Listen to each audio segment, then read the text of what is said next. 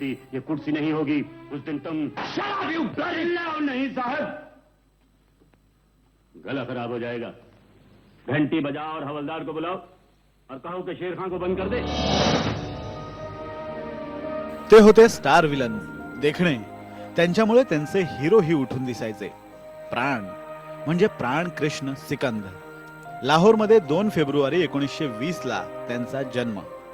लाहोरमध्येच पंचोली स्टुडिओत प्राण यांचं करिअर सुरू झालं, ते कॅमेरा डिपार्टमेंटमध्ये। बॉलिवूडच्या या विलनने नंतर कधीही मागे वळून पाहिलं नाही। त्यांची पहिली भूमिका ही खलनायकाचीच होती। 1940 मध्ये दलसुख पंचोली यांच्या यमला जाट या पंजाबी सिनेमामध्ये ते खलनायक होते। नमस्ते माताजी। त्यानंतर 2च वर्षांनी आलेल्या खानदान या सिनेमात मात्र प्राण नायक होते। अगदी फाळणीपर्यंत त्यांना नायकाच्याच भूमिका मिळत होत्या। फाळणीनंतर मुंबईला आलेल्या प्राण यांना थोडा संघर्ष करावा लागला, पण लेखक सादत हसन मांटो यांच्या मदतीने त्यांना जिद्दीमध्ये भूमिका मिळाली। जिद्दीचे हिरो होते देव आनंद आणि हा सिनेमा प्राण यांच्या करिअर मधला टर्निंग पॉइंट बनला। प्राण यांनी देव आनंद, राज कपूर आणि दिलीप कुमार यांच्या सोबत जास्तीत जास्त काम केले। तुम कहाँ जा रहे हो? औरत, बड़ी बहन, जिस देश में गंगा बहती है, हाफ टिकट, पूरब और पश्चिम, डॉन, अमर अकबर एंथनी आणि जंजीर। प्राण यांच्या या सिनेमातल्या भूमिका अविस्मरणीय ठरल्या।